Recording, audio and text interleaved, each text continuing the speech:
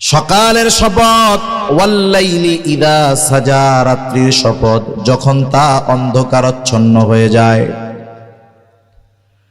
আল্লাহ রাব্বুল আলামিন কোনো কথা বলার আগে কসম করার দ্বারা উদ্দেশ্য এটা নয় যে আল্লাহ তাআলা তার কথার গ্রহণযোগ্যতা বাড়াতে চায়।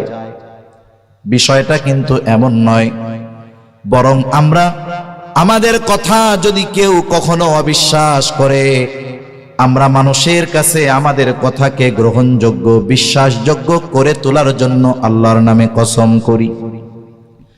মনে করেন একজন বলতেছে যে তুমি এইটা করছো, আপনি বললেন আমি করি নাই। সে যদি আপনার কথা বিশ্বাস না করে, আমি তখন কি বলি? আল্লাহর কসম আমি এইটা করি নাই। তার মানে আমাদের কথাকে মানুষের কাছে গ্রহণযোগ্য করে তোলার জন্য আমরা আল্লাহর নামে কসম করি। আবার কসম কিন্তু আল্লাহর নাম ব্যতীত কারো নামে করা যাবে না।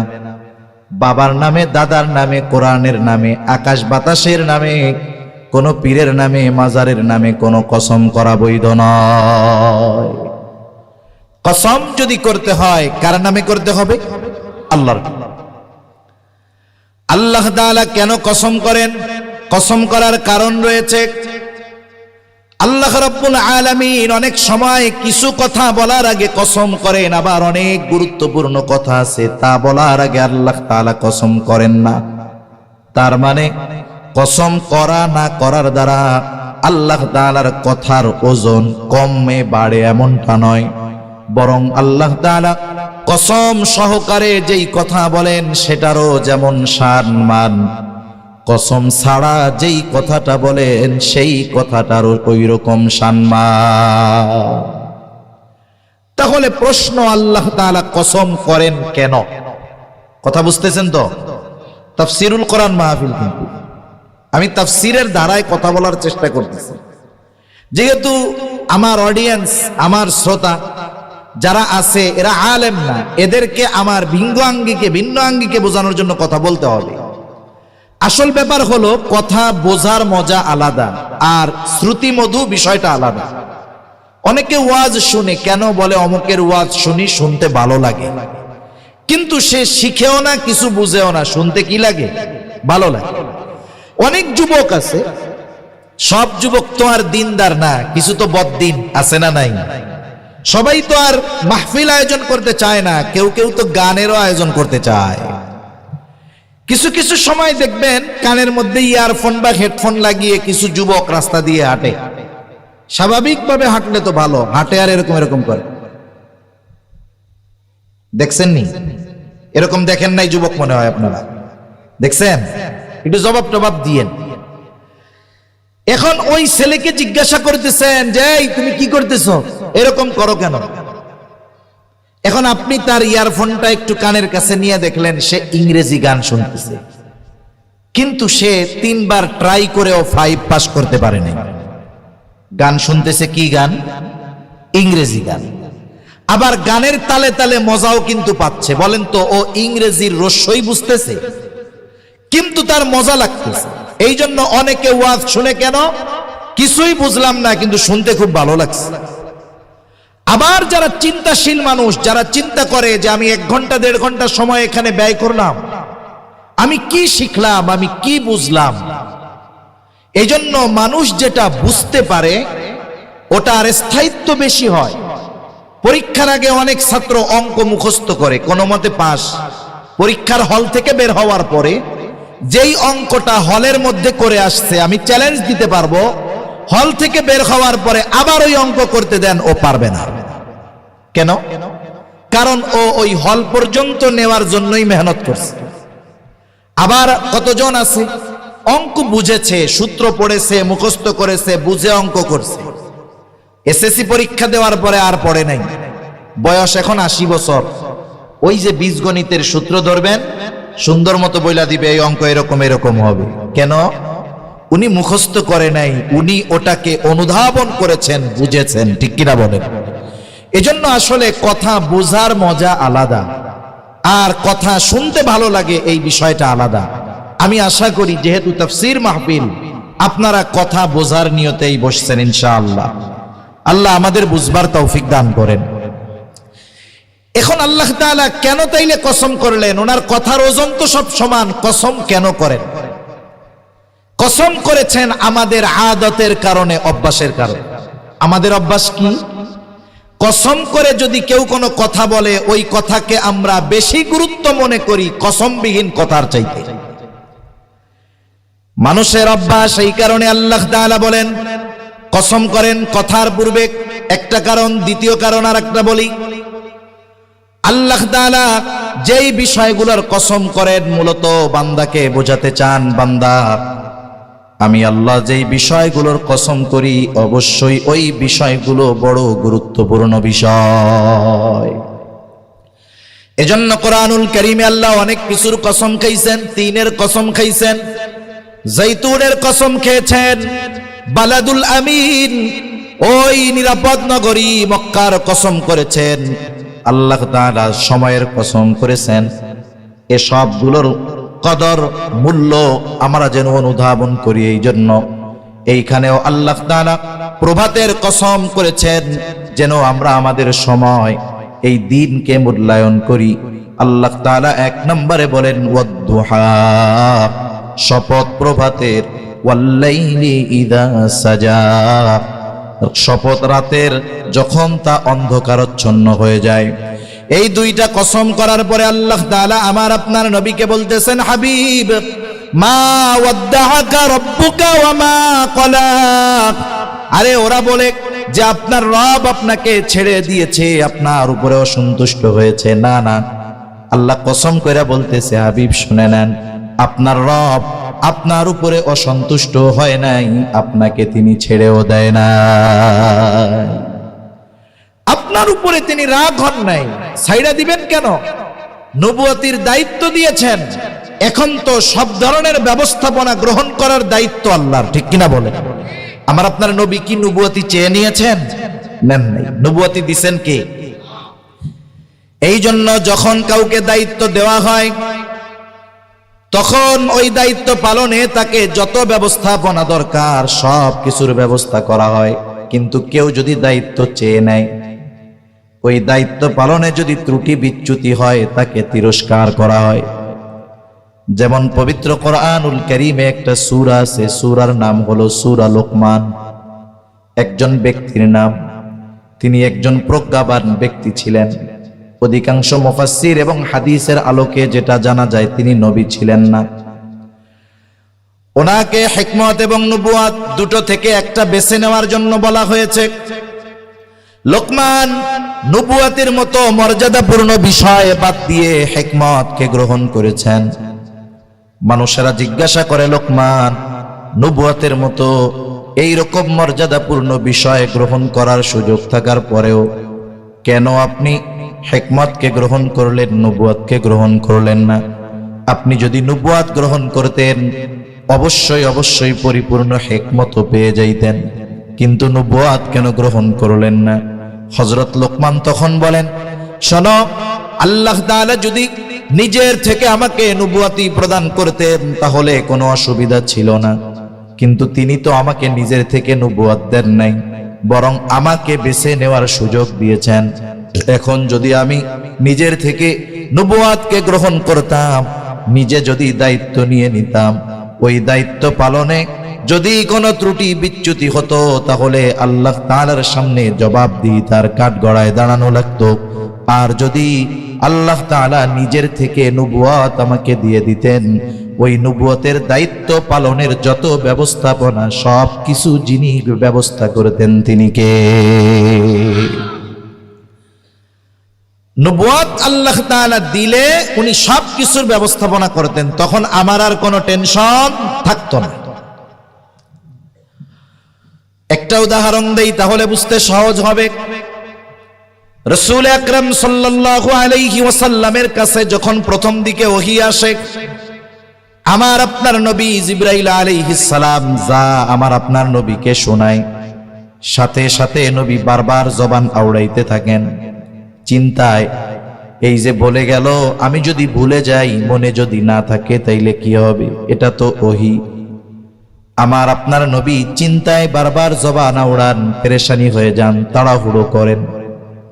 আল্লাহ তাআলা ওহী নাজিল করে জানায়া দেন, লা তুহাররিক লিসানাকা লিতা'জালা বিহি ইন্না আলাইনা জামআহু ওয়া কুরআনাহু ফাইযা ক্বরা'নাহু ফাত্তাবি' কুরআনাহু সুম্মা ইন্না আলাইনা বায়ানাহু।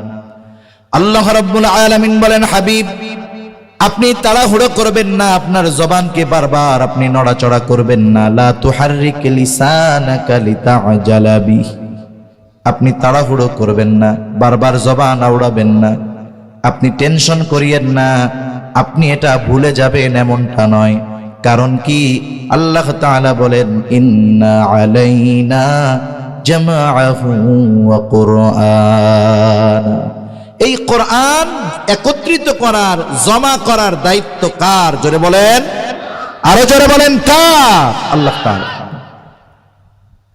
আল্লাহ তাআলা এরপরে বলেন আপনি কি করবেন? ফাইদা ক্বরা'নাহু ফাত্তাবি' কুরআনাহু, যখন আমি আপনাকে কোরআন শোনাই, অর্থাৎ আমার এই কালাম জিবরাইল আপনার কাছে নিয়ে গিয়ে আমার পক্ষ থেকে আপনাকে শোনায়, ফাত্তাবি' কুরআনাহু, আপনি অনুসরণ করেন, ধ্যান ও খেয়ালের সাথে আপনি এটা শুনেন। ও হাবিব চিন্তা করবেন না আমি শুধু এটার অর্থ শব্দকে হেফাজত করব তা নয়, সুম্মা ইন্না আলাইনা বায়ানা, এই যে তিলাওয়াত, এই যে কোরআনের মর্মার্থ ব্যাখ্যা কি হবে, এটাও হেফাজতের দায়িত্ব আমি আল্লাহ নিয়ে নিয়েছি,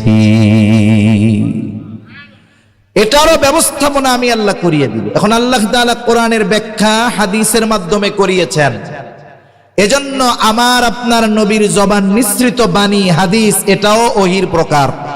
ওহী দুই প্রকার। ওহী কয় প্রকার? একটা হলো ওহী মাতলু, আর একটা হলো গায়রে মাতলু, যেটা তিলাওয়াত করি সদা সর্বদা। মাতলু এটা কোরআনুল কারীম, গায়রে মাতলু কি? নবীজির যত হাদিস। আর নবীর হাদিস হলো কোরআনের ভাষ্য, ব্যাখ্যা। তাহলে কোরআনের শব্দ, মর্মার্থ, ব্যাখ্যা সবকিছু হেফাজতের দায়িত্ব নিয়েছেন কে? কেন নিয়েছেন? কারণ নবীকে নবুয়তি দিয়েছেন আল্লাহ, এই নবুয়তির সকল জিম্মাদারি ব্যবস্থা করার দায়িত্ব নিয়েছেন আল্লাহ সুবহানাল্লাহ। এজন্য আল্লাহ তাআলা বলেন, হাবিব আমি আপনারে এখন কেন ভুলে যাব, আমি আপনার উপরে কেন রাগান্বিত হব? কারণ আমি আল্লাহই তো আপনারে নবুয়তি দিয়েছি। শুনে নেন, ওরা যা বলে বলুক, কোনো অসুবিধা নাই। ওয়ালাল আখিরাতু খায়রুল লাকা মিনাল উলা, আপনার প্রত্যেকটা পরবর্তী মুহূর্ত আগের মুহূর্ত থেকে উত্তম। দুইটা ব্যাখ্যা মুফাসসিরিনে কেরাম করেছেন। একটা হলো আপনার দুনিয়ার জগৎ থেকে পরকালের জগৎ উত্তম, আরেকটা ব্যাখ্যা হলো আপনার প্রতিটা বর্তমানের চাইতে, প্রতিটা ভবিষ্যৎ মানে আগের মুহূর্তের চাইতে পরের মুহূর্ত উত্তম। তার মানে এই দুনিয়ার জগতেও এখন আপনার অবস্থান যেখানে, ঠিক তার পর মুহূর্তে আপনার অবস্থান, মর্যাদা, সম্মান শুধু বাড়তেই থাকবে, কিয়ামত পর্যন্ত বাড়বে। জান্নাতে গিয়েও আপনার মর্যাদা শুধু বাড়তেই থাকবে। সুবহান। ওরা যা বলে বলুক, ওরা আপনার এই সব বলার কারণে আপনার সম্মান কমবে? কমবে না। দুনিয়াতে আমরা কোন মানুষের যদি কোনো অপবাদ ছড়ায়, সেটা মিথ্যা হতে পারে। অপবাদ তো মিথ্যা। মনে করেন একজনের নামে দোষ দেওয়া হয়েছে, আপনারা একজন আলেম, তাকে খুব ভালোবাসেন, তার নামে একদল দুষ্টু মানুষ কিছু অপবাদ দিয়েছে, যেটা সে করে নাই, করেছে। দোয়া করেছে ইব্রাহিম আলাইহিস সালাম। পবিত্র কোরআনুল কারীমের 13তম পারায় সূরা ইব্রাহিমের মধ্যে আল্লাহ তাআলা জানায় দেন সেই দোয়ার খবর। ইব্রাহিম আলাইহিস সালাম দোয়া করে, রব্বি ইন্নাহুন্না আযলালনা কাসীরাম মিনান নাস ফামান তাবিআনি ফাইন্নাহু মিন্নী ومن عصاني فإنك غفور رحيم। ইব্রাহিম আলাইহিস সালাম তার গুনাহগার উম্মতের জন্য দোয়া করে, ও রব ইন্নাহুন্না আযলালনা কাসীরাম মিনান নাস, এই প্রতিমাগুলো অধিকাংশ মানুষকে পথচ্যুত বানিয়ে ফেলেছে, পথ ভ্রষ্ট করে ফেলেছে। ফামান তাবিআনি ফাইন্নাহু মিন্নি, যারা আমার আনুগত্য করেছে, আমার আহ্বানে সাড়া দিয়ে মূর্তি পূজা ছেড়ে দিয়েছে, তাওহীদের ব্যাপারে দৃঢ় প্রত্যয়বোধ করেছে, ঈমান এনেছে, একত্ববাদের উপরে বিশ্বাস স্থাপন করেছে, তারা তো আমার দলভুক্ত, আমার দলের লোক। তবে সবাই তো আমার কথা মানে নাই। ওয়ামান আসানি ফাইন্নাকা গফুরুর রহিম।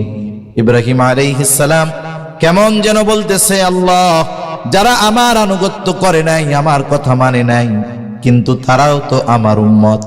ইব্রাহিম আলাইহিস সালাম কেমন যেন আল্লাহ তাআলাকে বলেন, আল্লাহ, আপনি তো গফুর, আপনি তো রহিম, আপনি চাইলে আমার ওই অবাধ্য উম্মত গুলাকেও মাফ করে দিতে পারেন।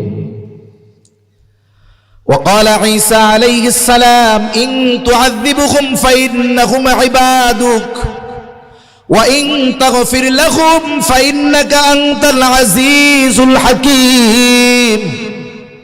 ঈসা আলাইহিস সালাম আল্লাহর কাছে দোয়া করে বলে, রব, আপনি যদি এদেরকে শাস্তি দেন, এরা তো আপনারই বান্দা। ওয়ামান আসানি, আপনি যদি তাদের মাফ করে দেন, ওয়া ইন তাগফির লাহুম, আপনি যদি তাদেরকে ক্ষমা করে দেন, ফাইন্নাকা আনতাল আজিজুল হাকিম, আপনি তো মহাপ্রজ্ঞাময়, আপনি তো মহাপরাক্রমশালী। তার মানে আপনি যদি আমার গুনাহগার উম্মত আর আপনার গুনাহগার বান্দাদেরকে মাফ করে দেন, এই পৃথিবীর কেউ আপনার কাছে জবাবদিহিতা চাইবে না, কারণ আপনি মহাপরাক্রমশালী, প্রজ্ঞাময়। ঈসা আলাইহিস সালামও কেমন যেন বলে, আল্লাহ, আপনি আমার এই গুনাহগার উম্মত গুলোকে মাফ করে দেন। অনেক সময় আছে ছোট বাচ্চা একটা জিনিস মনে নাই, কিন্তু অন্যকে করতে দেখলে, অন্যকে খাইতে দেখলে, অন্যকে কিনতে দেখলে সে তার বাবার কাছে বলে যে এটা আমারও কিনা দেয়। বলে কি বলে না? বলে। নবীজি তো উম্মতের কথা সব সময় বলেন। আরশে আজিম সফরে নিয়ে গেছে আল্লাহ তাআলা আমার আপনার নবীকে, ওইখানে গিয়েও আমার আপনার নবী তার উম্মতকে বলে নাই। সুবহানাল্লাহ বলেন। দুনিয়ায় তো ভুলেনি নাই, এরপরেও বেশি মনে পড়ে অনেক সময়। ওই যে দুই নবী যখন তার উম্মতের ব্যাপারে দোয়া করছে, গুনাহগার উম্মতের ব্যাপারে, তখন আমার আপনার নবীর অন্তরে তার গুনাহগার উম্মতের চিন্তা উঠলায়া উঠছে। এবার নবী কি করতেছেন? ভাই বলে গেছেন যে অংশটুকু, নবীজি ফারাফা ইয়াদাইহি, দুই হাত নবীজি উঁচু করলেন আর বলতে থাকলেন, ওয়াকালা আল্লাহুম্মা উম্মতি উম্মতি ওয়া বাকা। নবীজি দুই হাত উঁচু করে কান্না করেন আর বলেন, আল্লাহ, আমার উম্মত, আমার উম্মত, কি হবে আমার উম্মতের? আল্লাহ তাআলা জিবরাইল আলাইহিস সালামকে বলে, জিবরাইল, তুমি যাও কান্নার কারণ জিজ্ঞাসা করো। নবীজির কাছে আসছে, কেন কান্না করেন? বলে, উম্মতের গুনার কারণে চিন্তা, ক্ষমা চাই। আল্লাহ তাআলা জিবরাইল আলাইহিস সালামকে পাঠাইলেন, তিনি শুনে আল্লাহর কাছে গেছেন, গিয়া বলে, আল্লাহ, আপনার হাবিবের কান্নার কারণ হলো এইটা। আল্লাহ তাআলা বলেন, জিবরাইল, যাও মুহাম্মদকে গিয়ে জানায় দাও, অচিরেই তাকে আমি তার উম্মতের ব্যাপারে সন্তুষ্ট করব, তাকে অসন্তুষ্ট করব না। এখন আসেন এই আয়াতের অর্থের দিকে যাই। আয়াতের অর্থ কি? আল্লাহ তাআলা বলেন, ওয়ালা সাউফা ইউতিকা রাব্বুকা ফাতারদা, অচিরেই আপনার রব আপনাকে এমন কিছু দিবে যাতে আপনি সন্তুষ্ট হয়ে যাবেন। নবী সন্তুষ্ট কিসে? বলে, উম্মত যদি মাপ পাওয়া যায় এতেই নবী খুশি। ঠিক কিনা কন? হাসরের ময়দানে আল্লাহ তাআলার কাছে আমার আপনার নবী ফরিয়াদ করবে, বলবে, আল্লাহ, আমার একটা উম্মত জাহান্নামে থাকা পর্যন্ত আমি জান্নাতে যাব না। তার মানে নবী উম্মত যতক্ষণ জান্নাতে না যাবে ততক্ষণ নিজে যাবেন না। এই জন্য আল্লাহ তাআলা আমার আপনার নবীকে বলেন, ওয়ালা সাউফা ইউতিকা রাব্বুকা ফাতারদা, অচিরেই আপনার রব আপনাকে এমন কিছু দিবেন আপনি খুশি হয়ে যাবেন। আমার আপনার নবী এমন নবী, আমার আপনার নবী হাবিবুল্লাহ। ইব্রাহিম আলাইহিস সালাম ছিলেন খলিলুল্লাহ, দুইজনেই আল্লাহর বন্ধু। তবে দুই বন্ধুর মধ্যে কিছু তফাত আছে।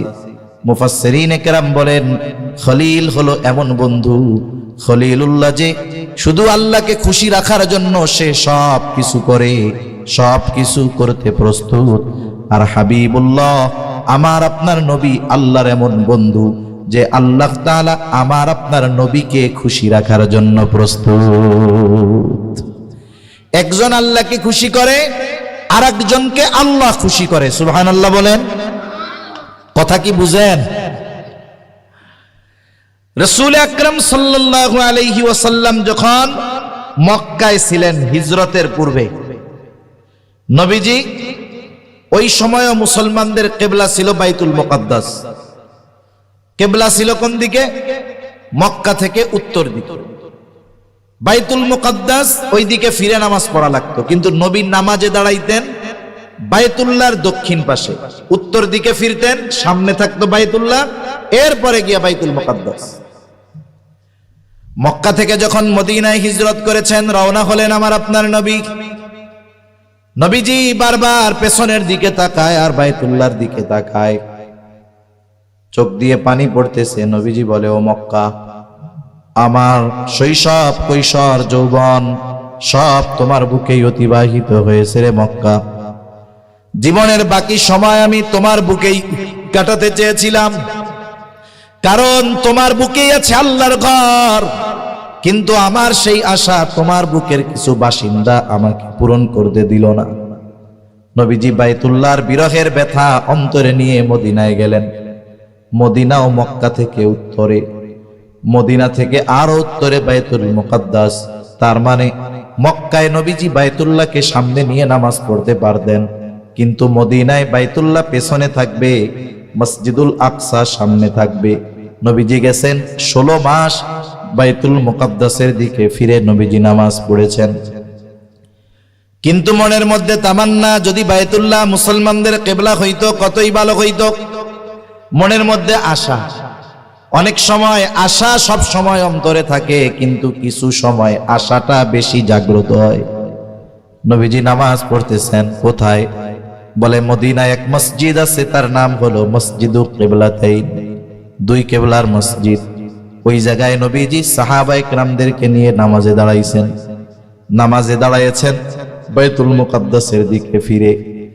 নামাজের মধ্যেই নবীজির অন্তরের মধ্যে বাইতুল্লাহ যেন মুসলমানদের কিবলা হয়ে যায়, এই আশাটা প্রবলভাবে জাগ্রত হয়ে গেছে।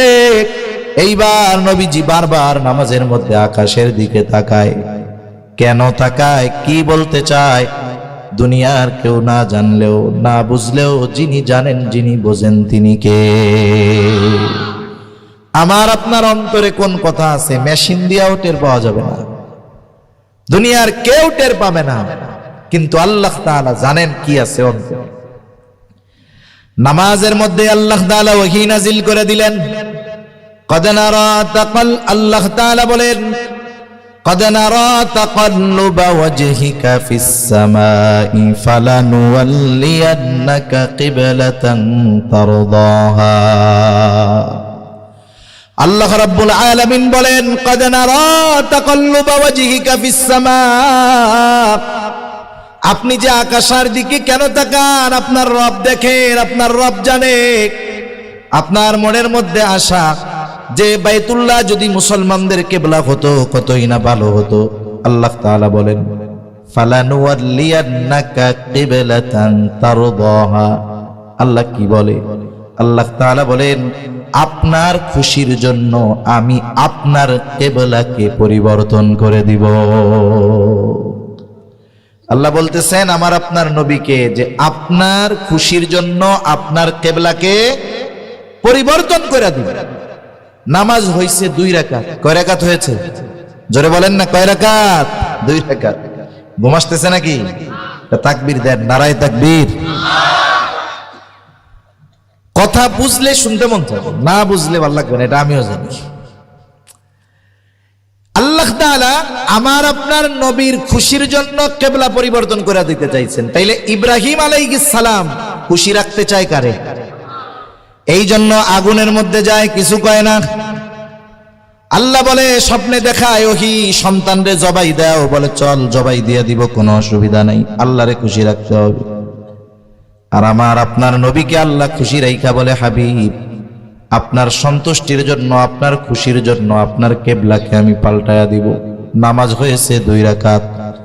আল্লাহ তাআলা বলেন দেরি আর করার দরকার নাই, ফাওয়াল্লি ওয়াজহাকা শাতরাল মাসজিদিল হারাম, এখনই এই নামাজের মধ্যে এই চেহারা মসজিদুল হারামের দিকে ঘুরায় ফেলেন। 2 রাকাত ওই দিক পড়ছেন, তাতে কি বাকি 2 রাকাত ওই দিকে আদায় করে নেন। সুবহানাল্লাহ বলেন।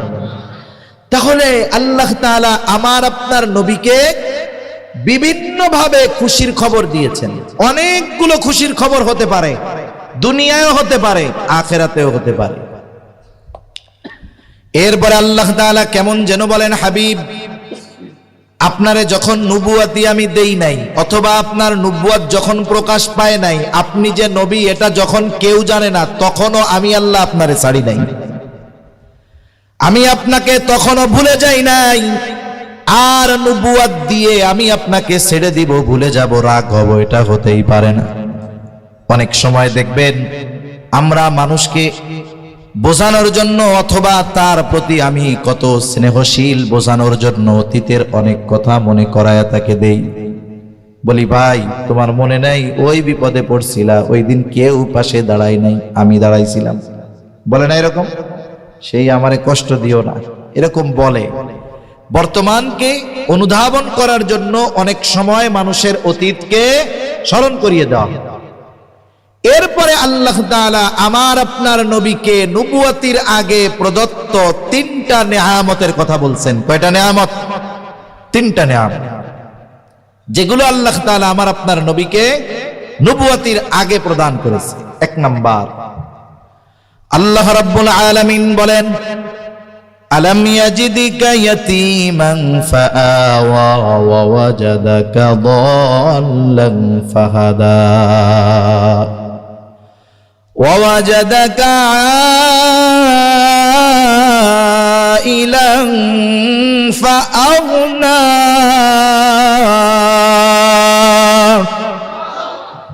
আল্লাহ রাব্বুল আলামিন বলেন, আলাম ইয়াজিদিকা ইয়াতীমান ফাআওয়া, তিনি কি আপনাকে ইয়াতীম অবস্থায় পান নাই? তার মানে আল্লাহ তাআলা বলেন, হাবিব কেমনে আমি আপনাকে ছেড়ে দিব, কেমনে আমি আপনার উপরে রাগ হব?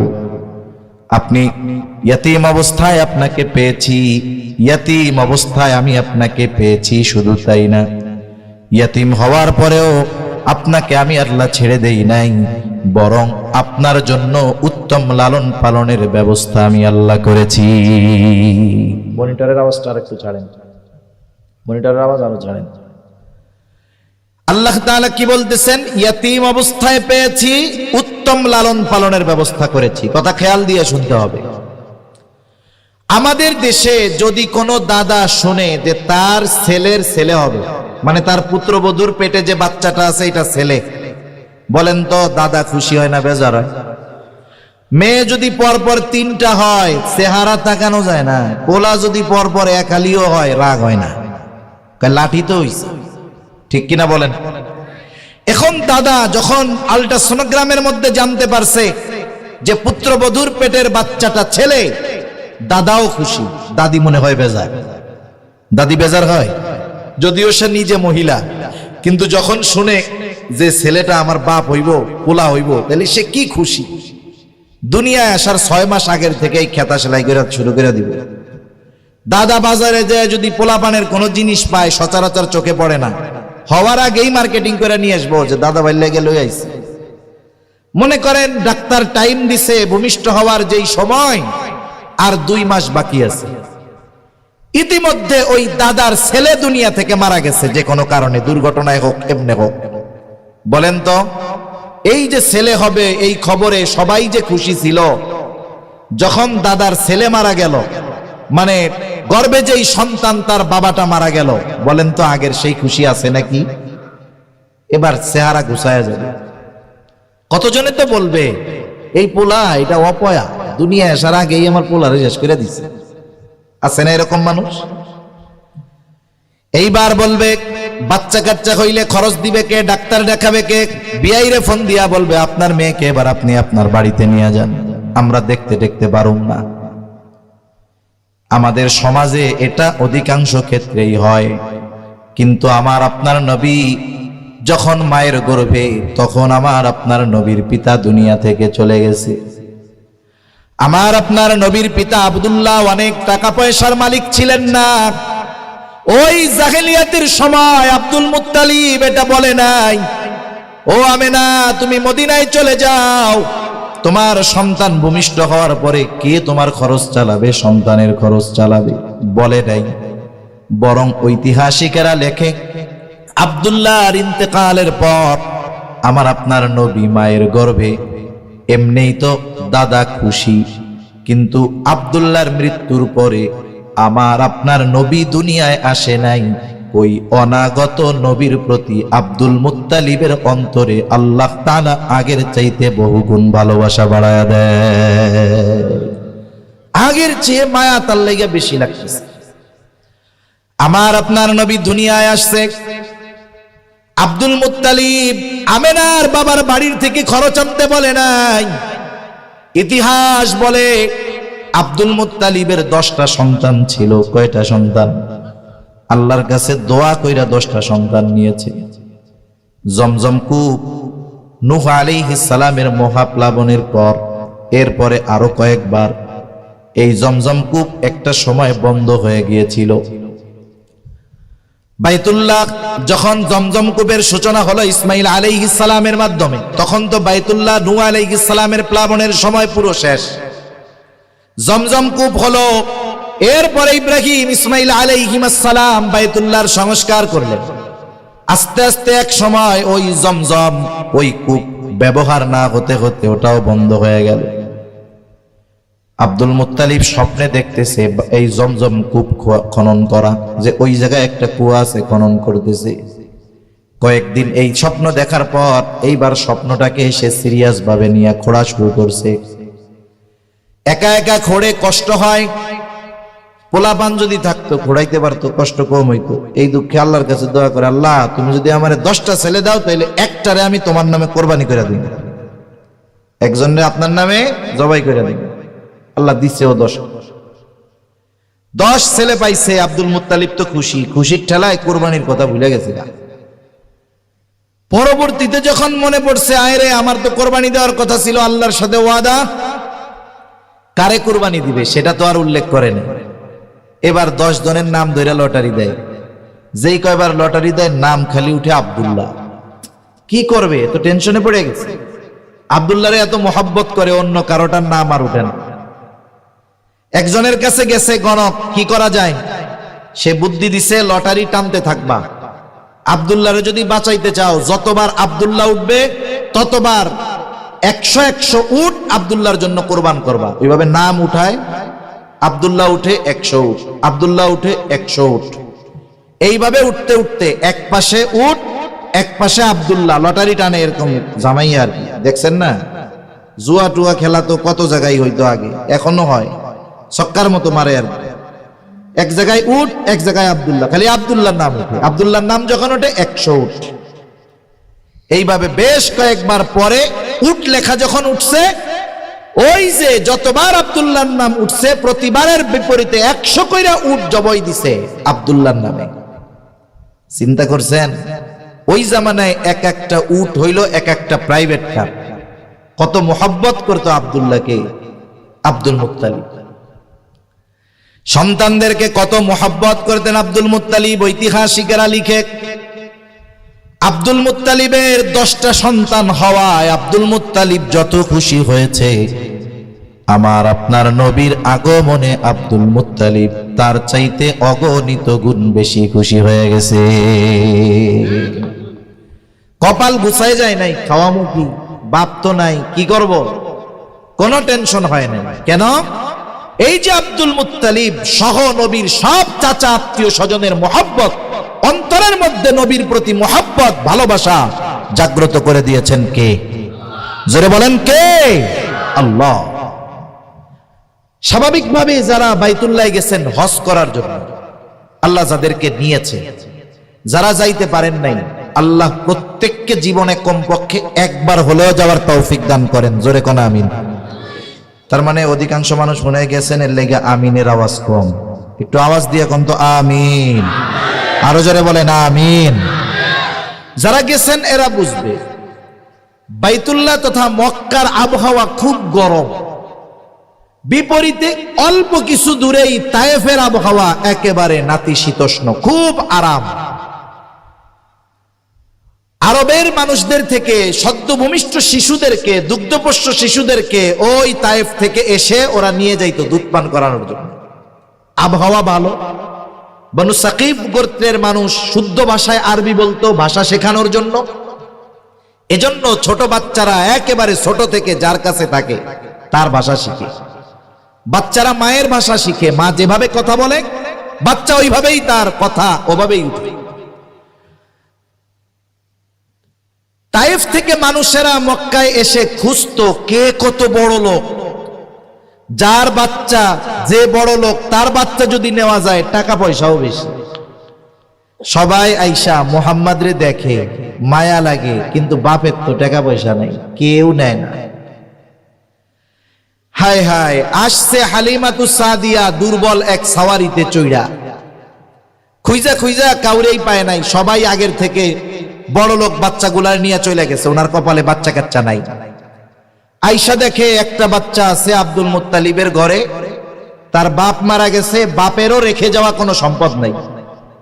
চিন্তা করতেছে নেই আর না নেই, একটু দেখি তো। হালিমাতুস সাদিয়াও গরিব, কিন্তু নবীর চেহারার দিকে তাকায়া ওই যে বাপ নাই টাকাও নাই, মুহূর্তের ভিতরে অন্তর থেকে দূর হয়ে গেছে। আল্লাহ হালিমাতুস সাদিয়ার অন্তরে মোহাব্বত ভরপুর করে দিছে।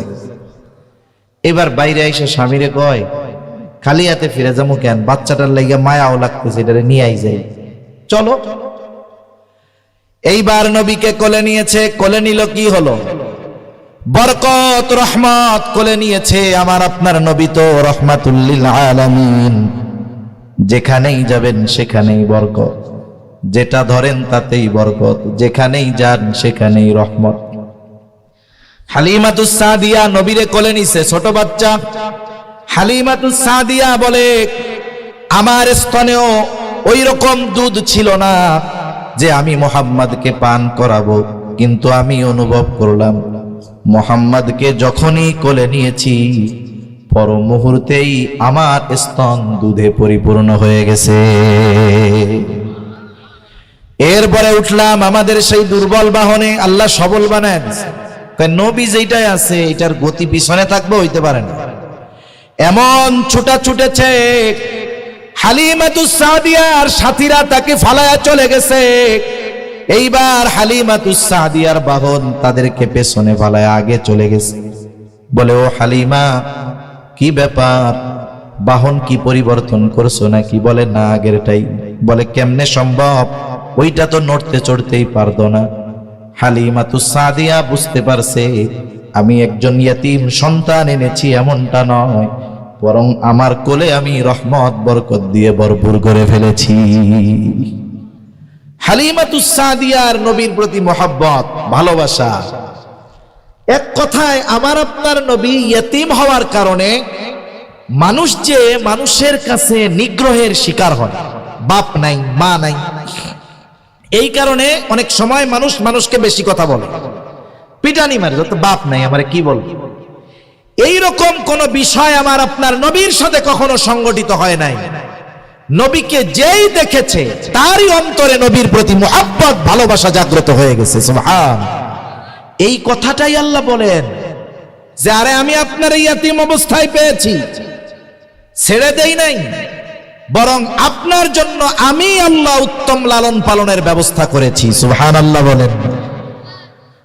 হালিমাতুস সাদিয়ার ঘর থেকে যখন আসছে মায়ের কাছে, অল্প কিছুদিন মা মারা গেছে। এবার দাদা অভিভাবক, দাদা 2 বছর পরে মারা গেছে, জীবনের অন্তিম সময়। নবীর প্রত্যেকটা চাচা নবীকে ভালোবাসতেন, কিন্তু আবু তালেব সবার চাইতে গরিব, কিন্তু ভালোবাসে বেশি। কত ভালোবাসে নবীকে, ঐতিহাসিকেরা লিখে আবু তালেব তার সন্তান আলী জাফর রাদিয়াল্লাহু তাআলা আনহুমাকে যত ভালোবাসতেন, তার চাইতে ভাতিজা মুহাম্মদকে আরো বেশি ভালোবাসতেন। সুবহানাল্লাহ। আব্দুল মুত্তালিব সম্পদওয়ালা কোন সন্তানের কাছে অভিভাবকত্বের দায়িত্ব দিয়া যান নাই। গরিব যেইটা আবু তালেব ভালোবাসে বেশি, ডাক দিয়া বলে, আবু তালেব আজকে থেকে তুমি মুহাম্মাদের অভিভাবক। আর আবু তালেবও একেবারে মৃত্যু পর্যন্ত আমার আপনার নবীজির অভিভাবকত্বের দায়িত্ব পালন করেছে। কেমন অভিভাবক ছিল আবু তালেব, কত মোহাব্বত করত। একই বছর খাদিজাতুল কুবরা রাদিয়াল্লাহু তাআলা আনহা আর আবু তালেব মারা গেছে একই বছর। রাসূল আকরাম সাল্লাল্লাহু আলাইহি ওয়াসাল্লাম যখন বাহিরের কষ্ট পরিশ্রম করে বাসায় ফিরতেন, বাসায় ফিরে খাদিজার কাছে যখন যাইতেন, সারা দিনের কষ্ট মুহূর্তের ভিতরে দূর হয়ে যাইত। সুবহানাল্লাহ। আবার বাহিরের শত্রুরা যেন আমার আপনার নবীর উপরে অত্যাচার জুলুম না করতে পারে, এজন্য আবু তালেব সীসা ঢালা প্রাচীরের মতো নবীর সামনে ছিলেন। দুইজনই একই বছর মারা গেছে। ওই বছরটার নামই হয়ে গেছে আমুল হুজুন, দুঃখের বছর, চিন্তার বছর। তাহলে আল্লাহ তাআলা আমার আপনার নবীকে প্রদত্ত প্রথম নিয়ামতের কথা বলেন, আপনাকে আমি এতিম অবস্থায় পেয়েছি, ওই অবস্থার উপরে ছেড়ে দেই নাই, উত্তম লালন পালনের ব্যবস্থা করেছি। প্রত্যেকের অন্তরে আপনার মহব্বত আমি আল্লাহ জাগ্রত করে দিয়েছি। 2 নাম্বার নিয়ামত যেটা নবীজিকে নবুয়তির আগে আল্লাহ তাআলা দিয়েছেন, আল্লাহ তাআলা বলেন ওয়াজাদাকা দাল্লান ফাহাদা।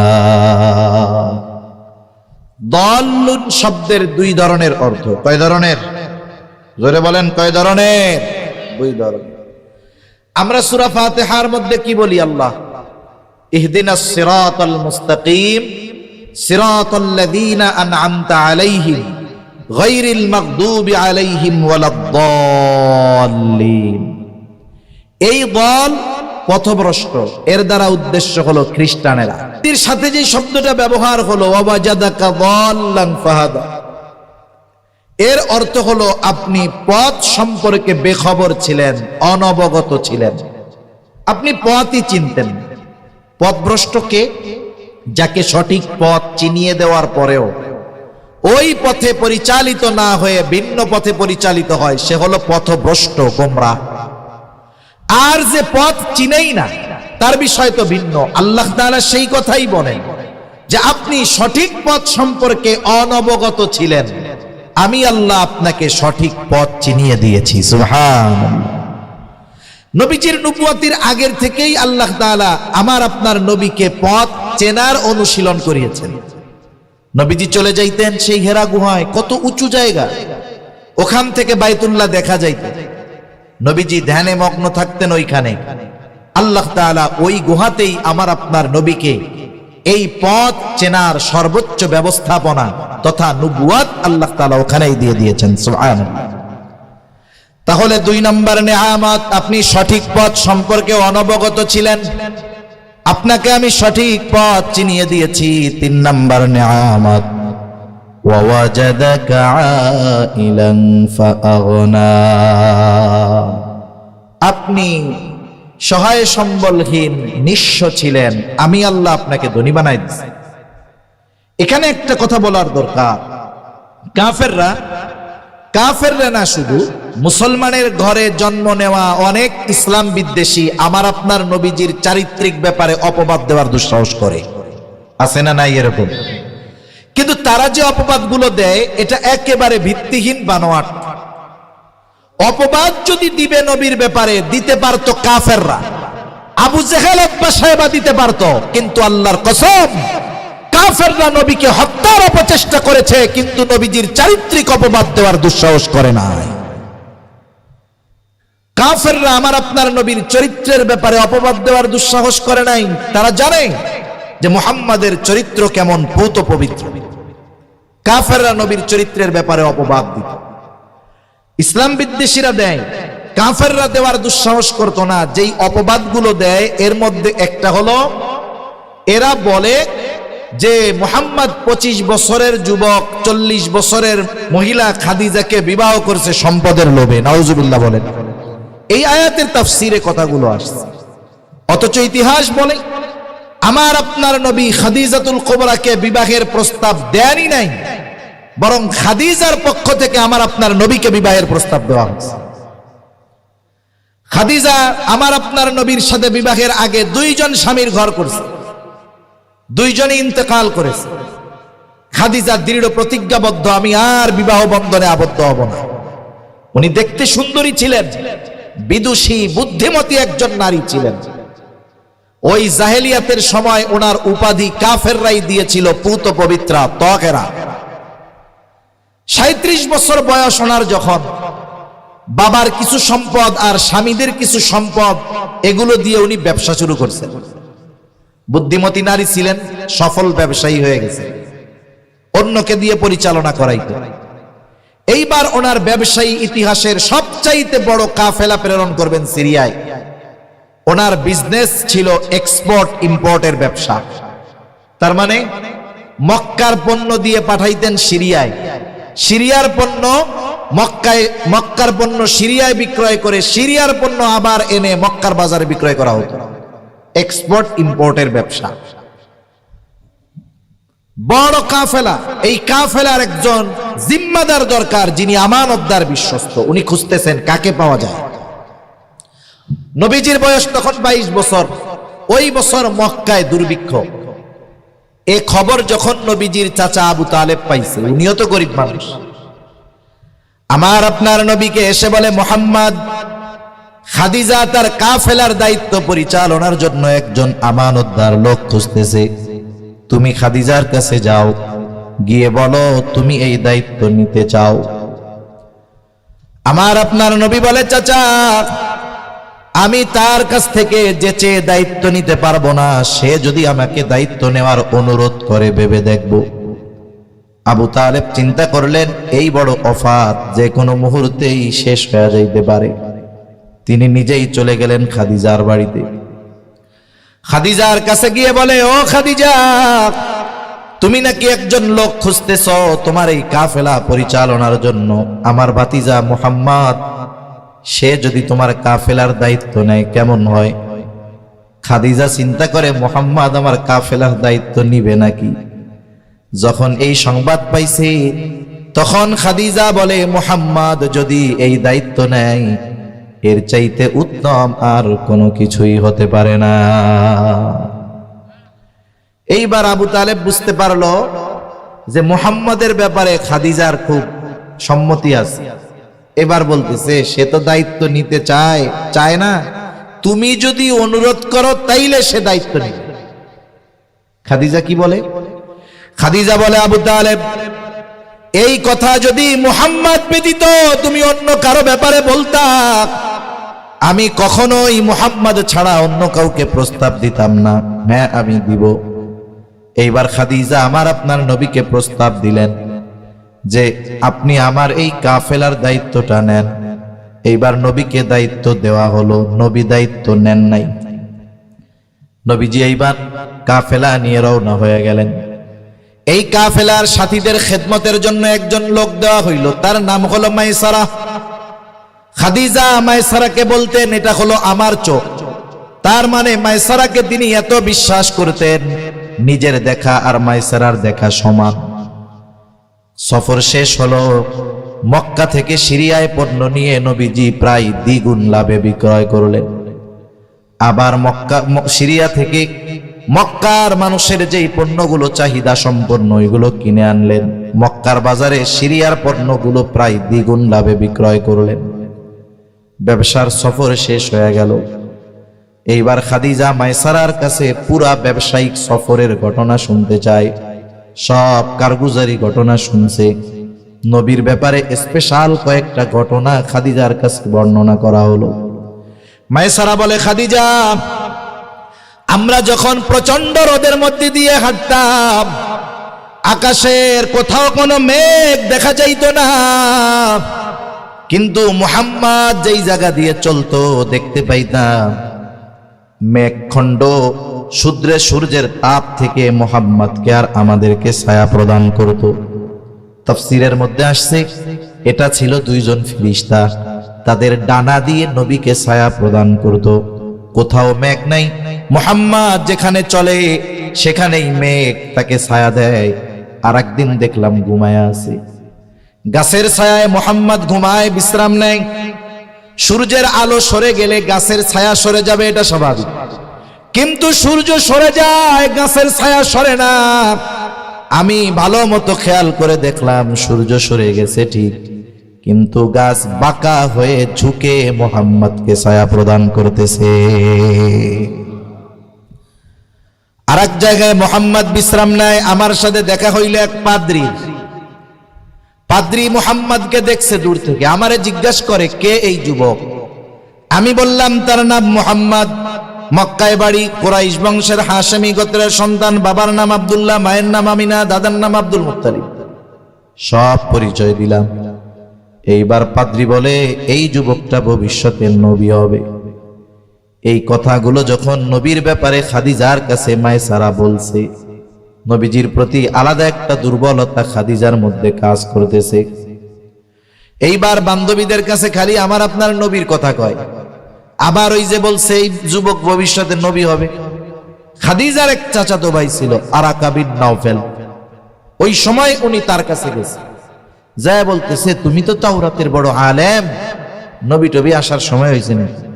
আরাকা বিন নাওফেল বলে হ্যাঁ, কিতাবের বর্ণনা অবস্থা সময় হিসাবে বলতেছে অচিরেই এই জাজিরাতুল আরবে একজন নবীর আগমন ঘটবে।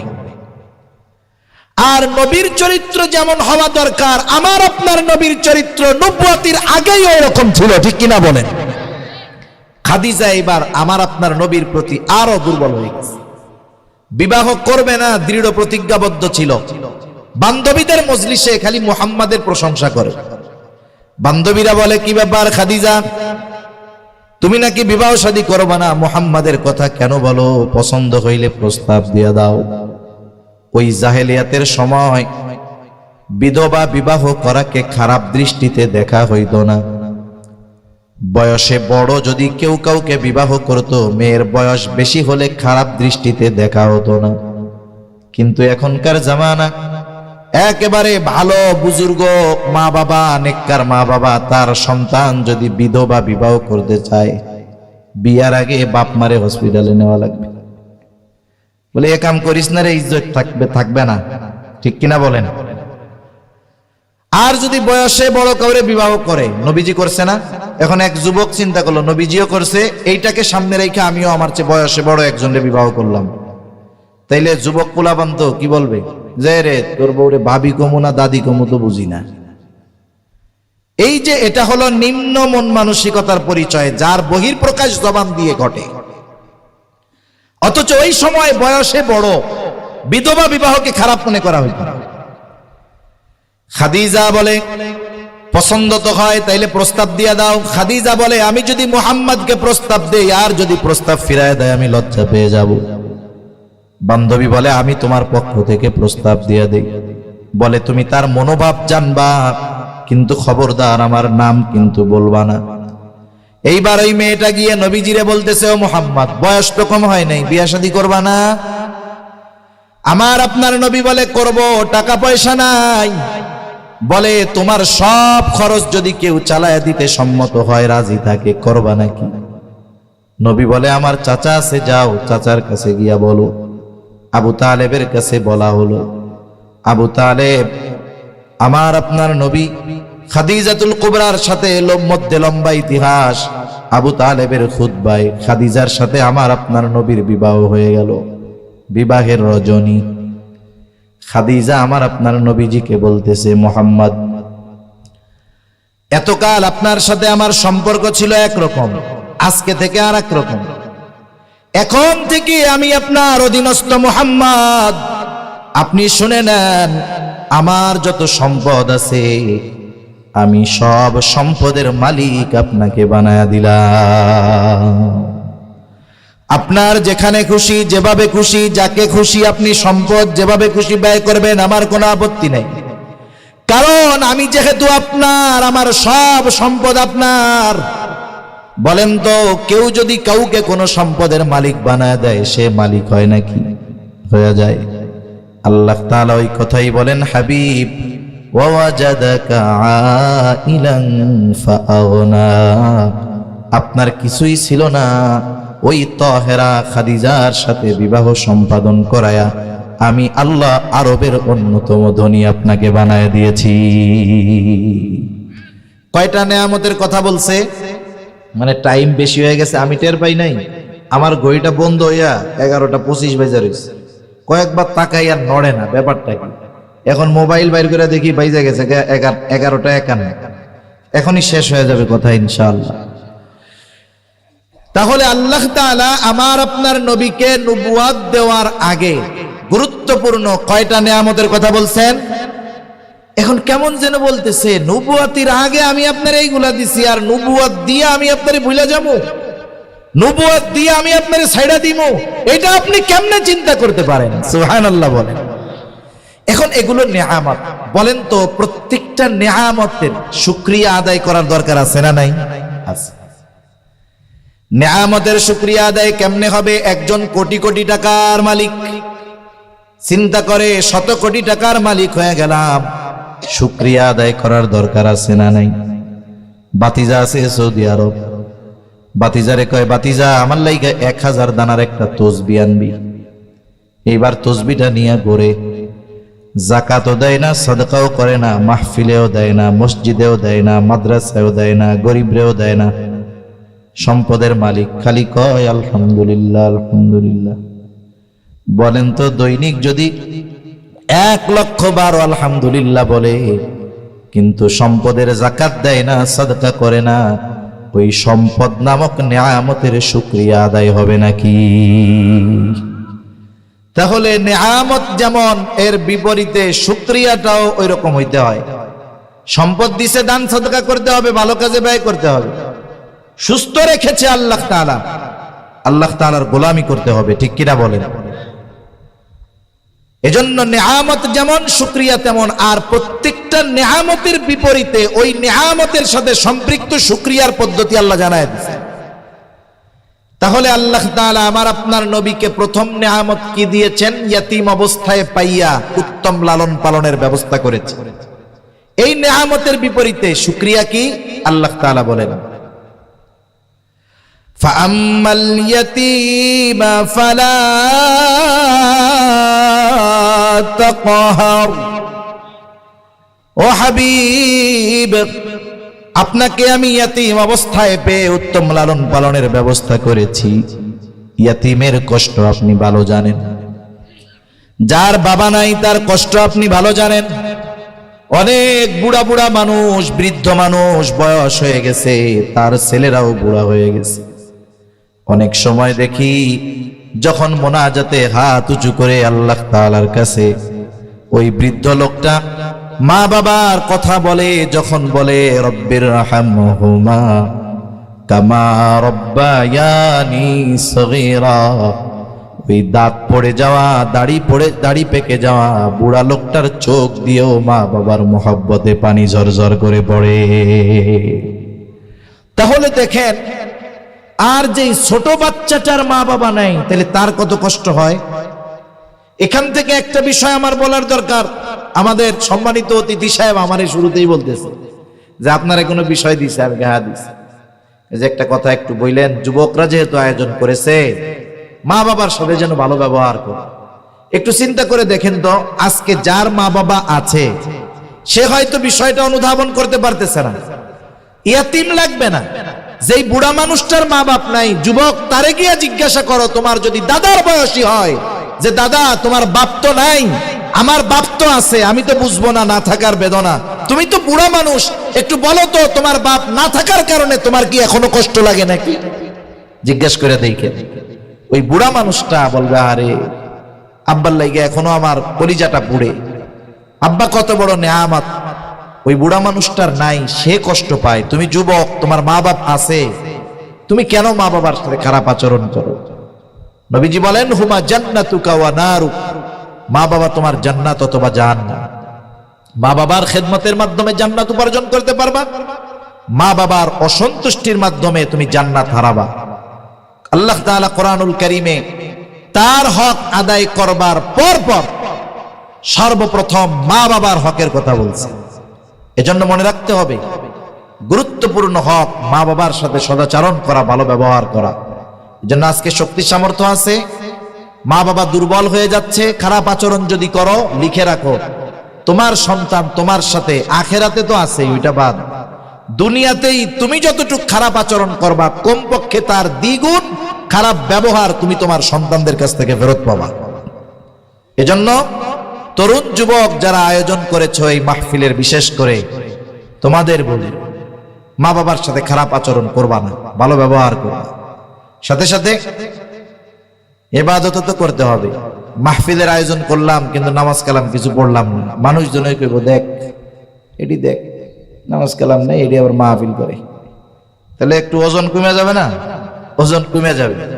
এজন্য নামাজে শরীক হতে হবে, নামাজে শামিল হতে হবে। তা আমি আমার বিষয় থেকে অন্যদিকে গেলাম, শুধুমাত্র আমাদের অতিথির অনুরোধে কথাটা বলার দরকার ছিল তাই। তা দেখেন, একজন ইয়াতিম সে বুঝে মা বাবা না থাকার কষ্ট, একজন বৃদ্ধ সেও মা বাবা না থাকার কারণে কষ্ট পায়। আর নবী এটা তো উনি সবচেয়ে বেশি অনুধাবন করতে পারবেন। এজন্য আল্লাহ তাআলা নবীকে বলার মাধ্যমে এই নির্দেশ যে শুধু নবীকে দিচ্ছেন তা না, কিয়ামত পর্যন্ত যত মানুষ আসবে প্রত্যেকের জন্য আল্লাহ তাআলার এই নির্দেশ, ঠিক কিনা বলেন? অনেক সময় অফিসের মধ্যে বস যে একেবারে মূল মালিক, ওই অফিসের যিনি সিনিয়র, তাকে শাসন করার মাধ্যমে বাকিদেরকেও কিন্তু মেসেজ দেওয়া হয় যে ওনারাই ছাড়তেছি না, তোমাদেরকেও কিন্তু খবর আছে। একজনকে সতর্ক করার মাধ্যমে সবাইকে সতর্ক করা হয়। আর কালামুল্লাহ তো আল্লাহর সাথে কথা বলার মতো, তার মানে কালামুল্লাহ যে পড়বে মনে করতে হবে ওই নির্দেশনা তাকেই দেওয়া হচ্ছে। তাহলে এই নির্দেশনা শুধু নবীর উপর নয়, আমাদের উপর। এক নাম্বার কি নির্দেশনা? ফাআম্মাল ইয়াতীমা ফালা তাকহার, ইয়াতীমের সাথে ধমকের সুরে কথা বলবেন না, ইয়াতীমকে ধমক দিবেন না। এই নির্দেশ আমাদের, আমরাও কখনো কোনো ইয়াতীমকে ধমক দিব না। ইয়াতীমের সাথে ভালো আচরণ করব, ইয়াতীমকে মহব্বত করব, মাথায় হাত বুলায়া দিব। নবীজির কাছে একজন আসছে সাহাবী, এসে বলে ইয়া রাসূলুল্লাহ আমার দিল শক্ত হয়ে গেছে, একটা আমল শিখায় দেন, নরম হবে কেমনে? নবীজি বলেন আমসাহ রাসাল ইয়াতীম ওয়া তা'ইমিল মিসকিন, ইয়াতীমের মাথায় হাত বুলাও, মিসকিনদের খানা খাওয়াও, তাইলে আল্লাহ তোমার দিল নরম বানায়া দিবে। সুবহানাল্লাহ বলে। আবার আপনার ঘরে যদি কোনো ইয়াতীম থাকে, ভাতিজা হতে পারে, ভাগনা হতে পারে, খবরদার খারাপ আচরণ করবেন। নবীজি বলেন ওই ঘর কতই না উত্তম ঘর, যেই ঘরে ইয়াতীম আছে আর তার সাথে ভালো আচরণ করা। ওই ঘর কতই না নিকৃষ্ট ঘর, যেই ঘরে ইয়াতীম আছে আর তার সাথে অসৎ আচরণ করা হয়। এই হাদিসের ব্যাখ্যায় মুফাসসিরিন মুহাদ্দিসিনে কেরাম বলেন যে ঘরে ইয়াতীম ভালো আচরণ করলে ওই ঘর আল্লাহ বরকত রহমত দিয়ে ভরপুর করে দেয়। যে ঘরে ইয়াতীম খারাপ আচরণ করলে আল্লাহ তাআলা ওই ঘর থেকে রহমত বরকত উঠায় নিয়ে আসে। এজন্য ইয়াতীমের সাথে সদাচরণ করব, ইয়াতীমের অভিভাবক হওয়ার চেষ্টা করব যদি অ্যাবিলিটি থাকে। লাভ কি? নবী বলেন আনা ওয়া কাফিলুল ইয়াতীম কাহাতাইনি ফিল জান্নাহ, আমি আর ইয়াতীমের অভিভাবক জান্নাতে পাশাপাশি থাকবো। কেমনে? এই দুই আঙ্গুলের ইশারা দিয়ে দেখায়া নবীজি বলেন দুটো আঙ্গুল যেমন পাশাপাশি, আমি আর ইয়াতীমের অভিভাবক ওই রকম জান্নাতে পাশাপাশি অবস্থান করব। সুবহান। আবার অনেকে আছে বড় ভাই মারা গেছে, বাতিজা ছোট, কিছু বুঝে না, মনে মনে উপরে ইন্নালিল্লাহ কয়, মনে মনে আলহামদুলিল্লাহ কয়। কি লেগে কয়? ওই চাপাই নবাবগঞ্জ ব্রিজের পাশে একবারে সুপার পজিশনে বাপের 2 শতক জমি আছে, দুই ভাই ভাগাভাগি হয়ে যাইতো 1 শতক 1 শতক। এই মাঠের জমি আর ওই জায়গার জমির দাম কি এক?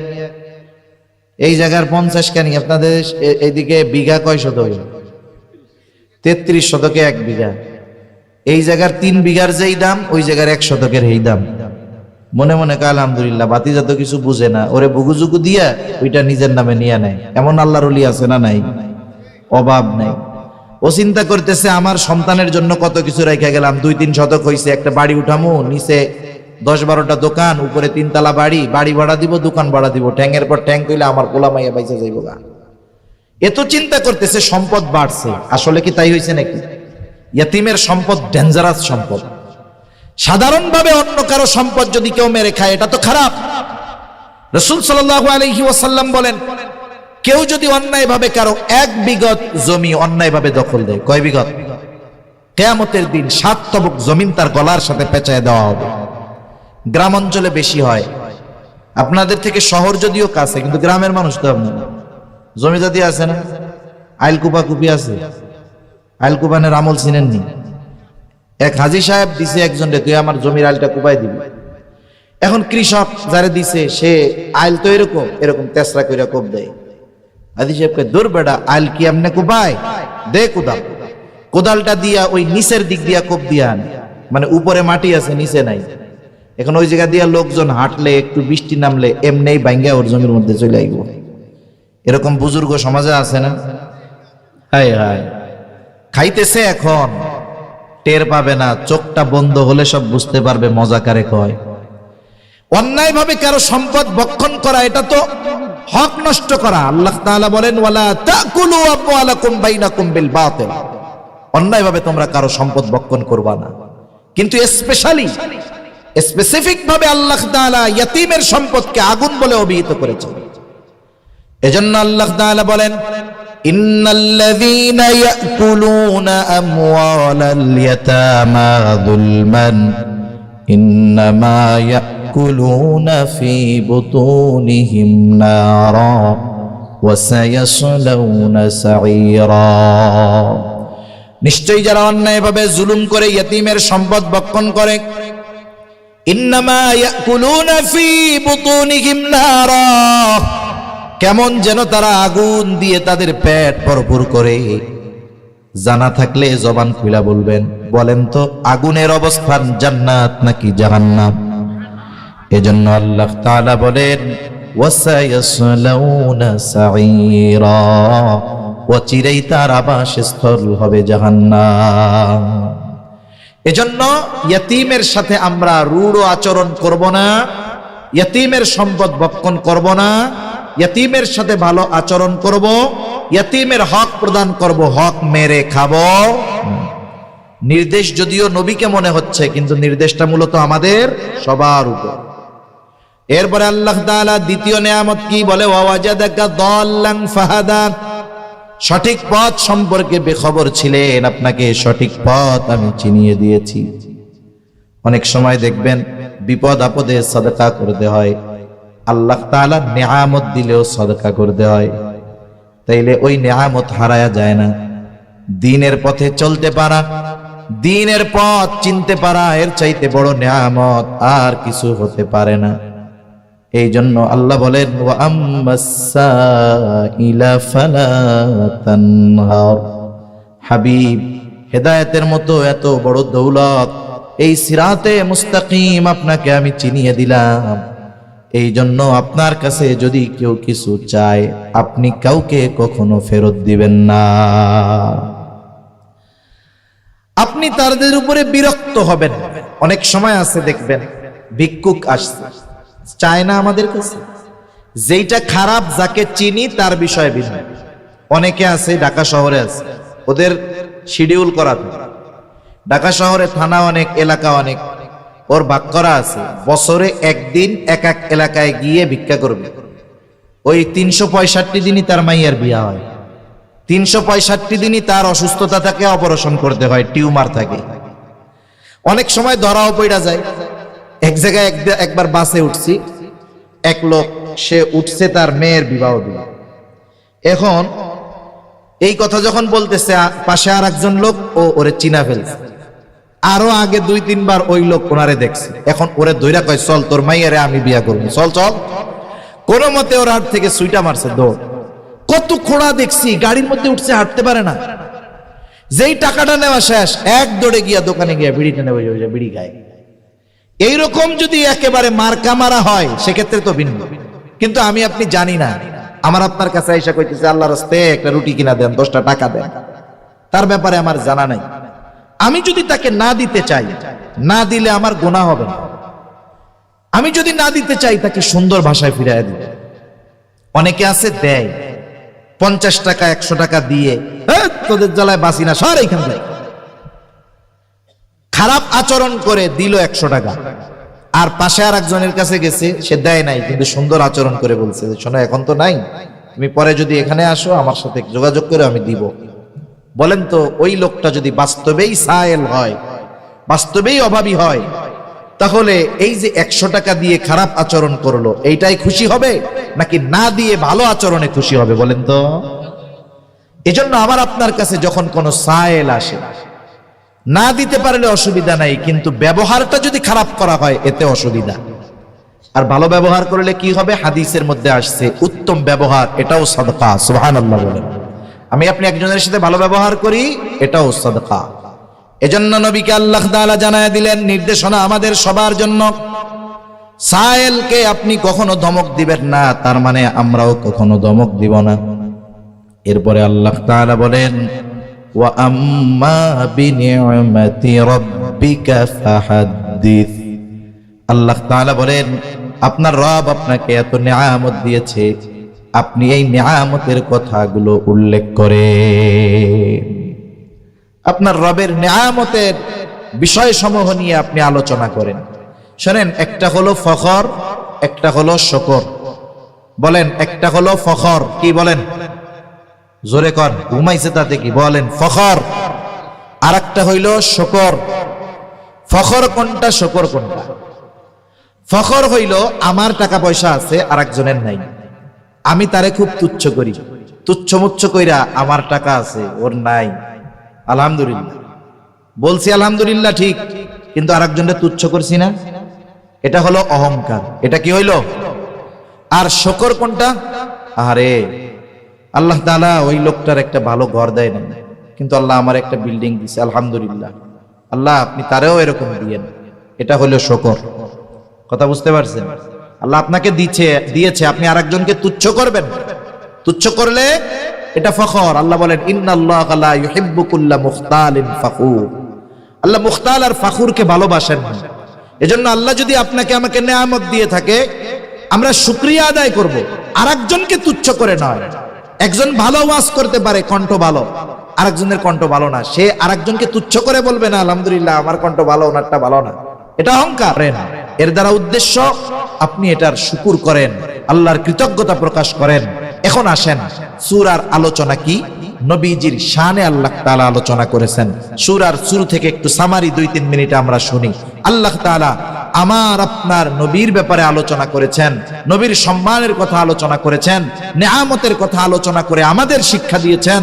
আল্লাহ তাআলা কসম করেছেন অদ-দুহা ওয়াল লাইলি ইযা সাজা, প্রভাতের শপথ, রাত্রির শপথ যখন সেটা অন্ধকারাচ্ছন্ন হয়ে যায়। আল্লাহ কসম কেন করেন? নিজের কথার গ্রহণযোগ্যতা বাড়ানোর জন্য নয়।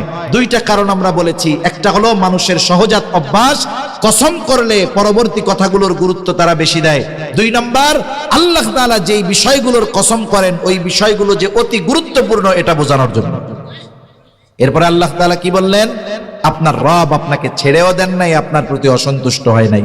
মা ওয়াদ্দাআকা রাব্বুকা ওয়া মা ক্বালা ওয়ালাল আখিরাতু খায়রুল লাকা মিনাল উলা।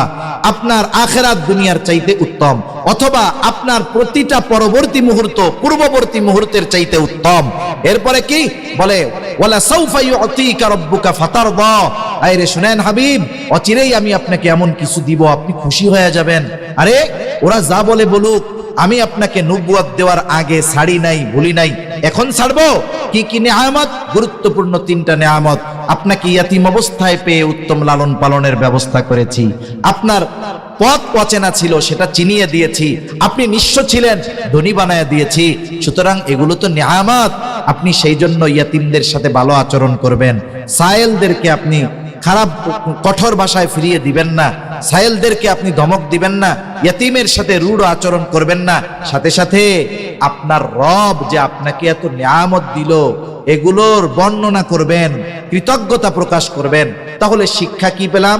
আমাদের জন্য যেটা শিক্ষা, যে আমরা ইয়াতীমের সাথে ভালো আচরণ করব, আমরা সায়েলদেরকে কঠোর কথা দ্বারা ফিরিয়ে দিব না। সাথে সাথে আমরা আল্লাহ তাআলার নিয়ামতের কৃতজ্ঞতা প্রকাশ করব, অহংকার করব না, অন্য কাউকে তুচ্ছ তাচ্ছিল্য করব না। আল্লাহ সুবহানাহু ওয়া তাআলা আমাদের সবাইকে কথাগুলো বুঝবার তৌফিক দান করেন। সকলে জবান খুলে বলি আমিন। ওয়া আখিরু দাওয়ানা আনিল হামদুলিল্লাহি রাব্বিল আলামিন। আসসালামু আলাইকুম ওয়া রাহমাতুল্লাহি ওয়া বারাকাতুহু।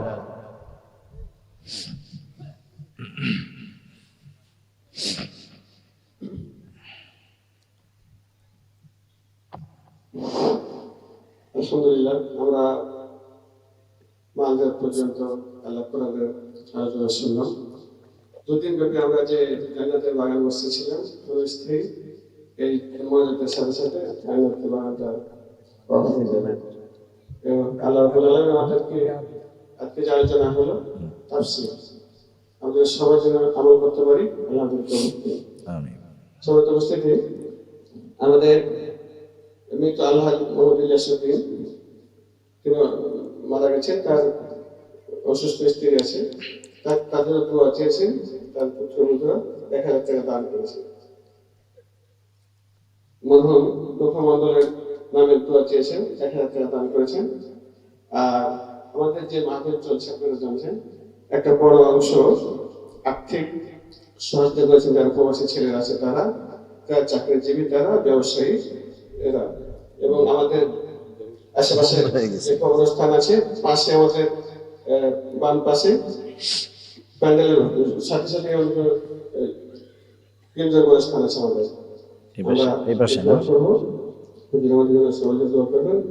আল্লাহ আমাদের সকলের জন্য কবুল করেন।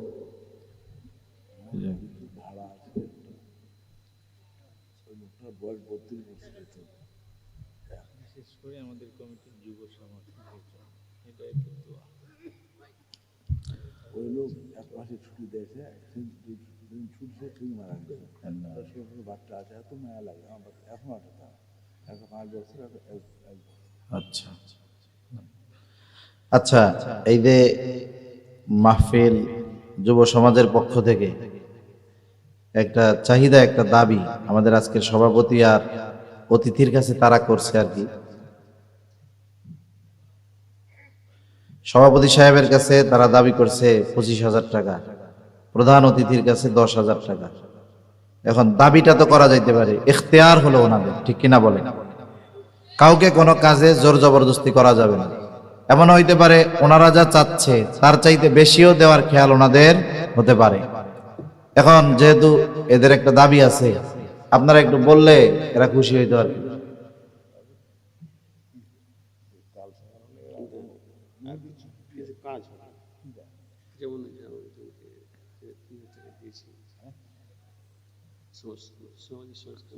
আচ্ছা, আর একটা বিষয় হলো, এই যে যুব সমাজ যারা আছে এনারা সামাজিক কিছু কাজও করে থাকেন, এটা খুব ভালো একটা দিক। কারণ সমাজ সেবা, মানুষের সেবা, খেদমতে খালক, এটা খুব ভালো একটা বিষয়। এই বিষয়গুলোর সাথে ছোটখাটো ভাবে হলেও প্রত্যেকের সম্পৃক্ত থাকা দরকার। আল্লাহ তাআলা তৌফিক দান করেন, বলি আমিন। আপনাদের পক্ষ থেকে কিছু বলার থাকলে বলে দেন, খুশি হবে আমরা। বারিক আলা মুহাম্মাদিন ওয়া আলা আলি মুহাম্মাদ কামা বারাকতা আলা ইব্রাহিম ওয়া আলা আলি ইব্রাহিম ইন্নাকা হামিদুম মাজিদ।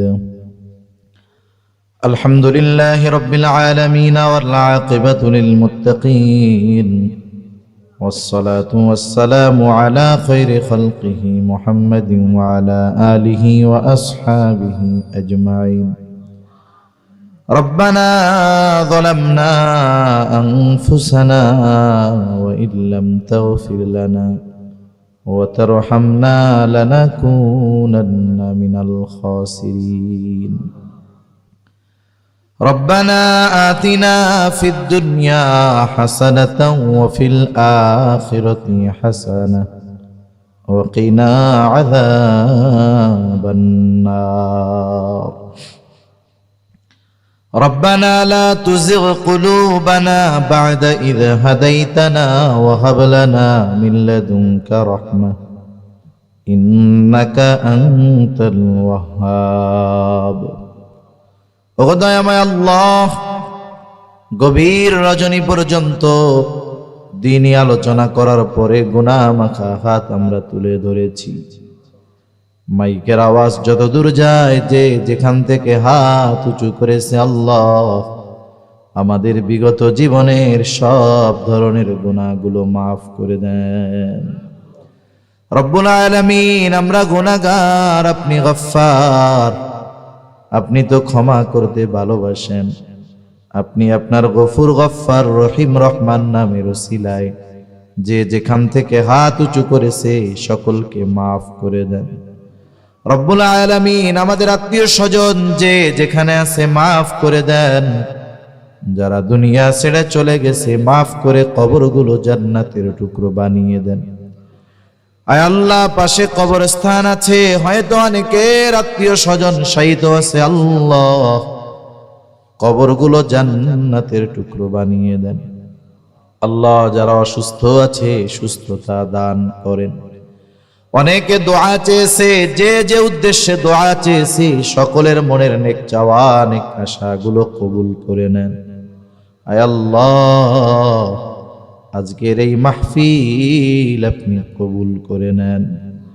আয় আল্লাহ, মাহফিল কামিয়াবির জন্য যারা অর্থ দিয়ে, শ্রম দিয়ে, সময় দিয়ে, সৎ পরামর্শ দিয়ে, ধৈর্যের সাথে বসে থেকে বিভিন্নভাবে সহযোগিতা করেছে, আল্লাহ সকলের সকল প্রকার সাহায্য সহযোগিতা কবুল আর মঞ্জুর করে নেন।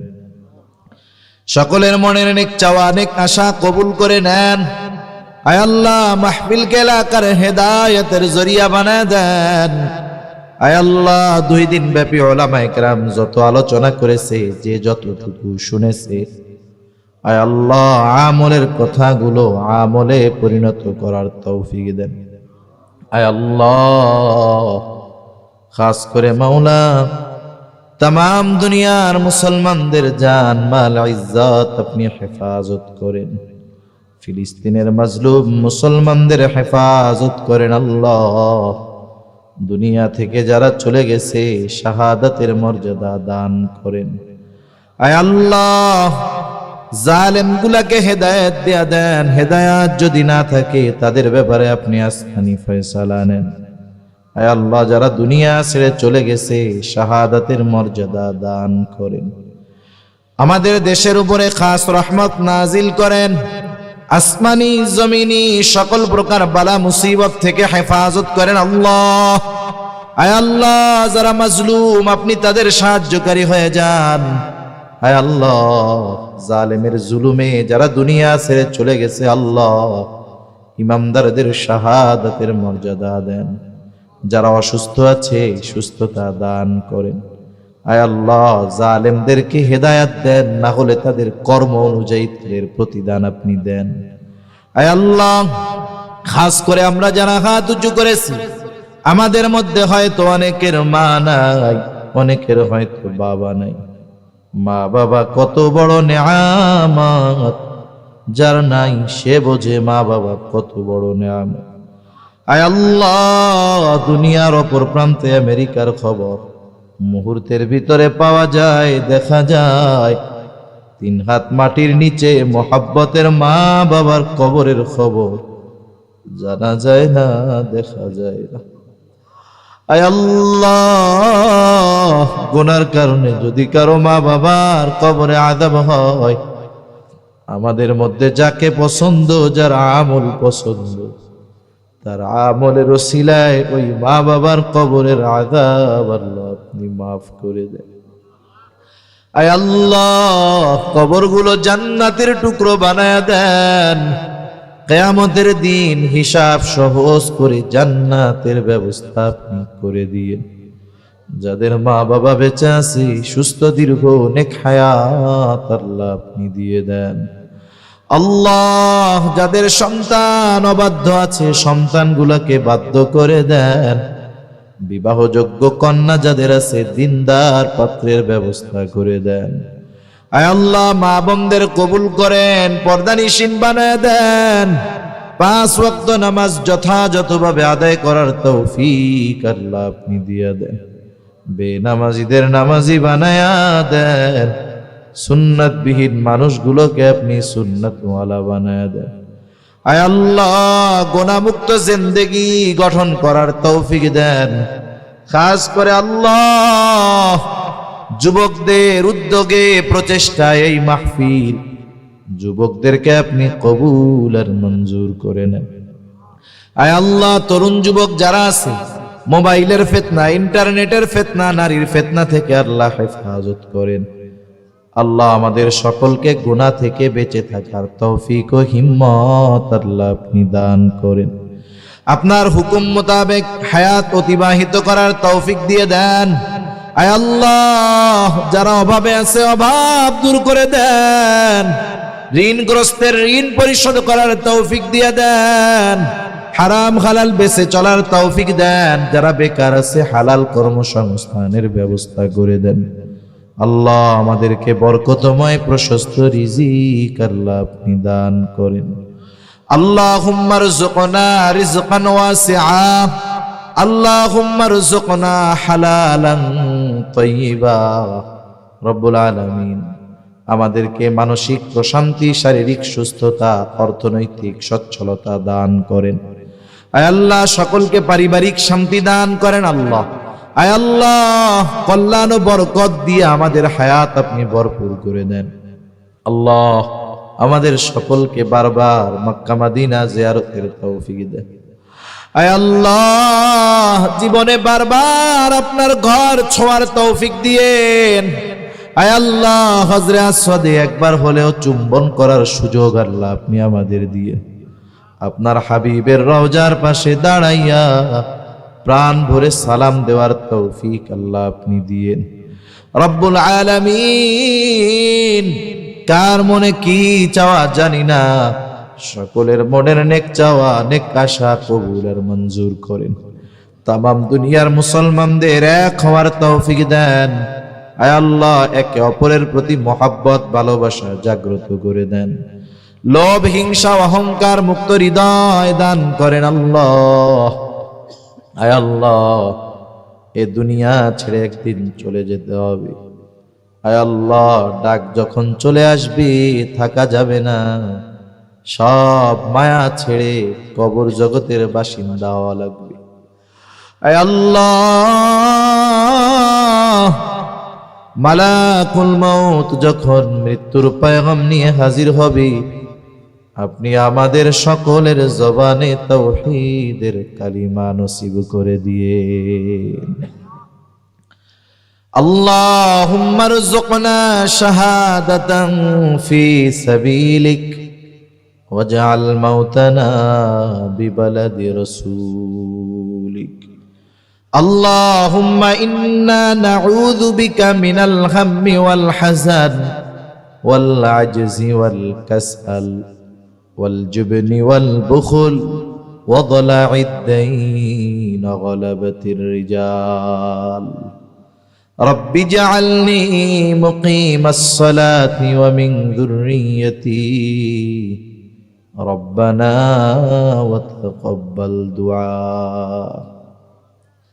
ربنا اغفر لي ولوالدي وللمؤمنين يوم يقوم الحساب.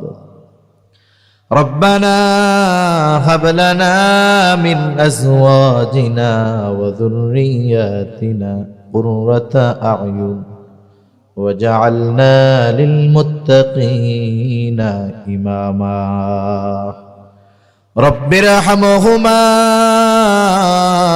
كما ربياني صغيرا. رب ارحمهما كما ربياني صغيرا. اللهم وفقنا لما تحبه وترضاه من القول والعمل والفعل والنية والهدي، إنك على كل شيء قدير. وصلى الله تعالى على خير خلقه محمد وعلى آله وأصحابه أجمعين. آمين برحمتك يا أرحم الراحمين. آمين. سبحانك اللهم وبحمدك، أشهد أن لا إله إلا أنت.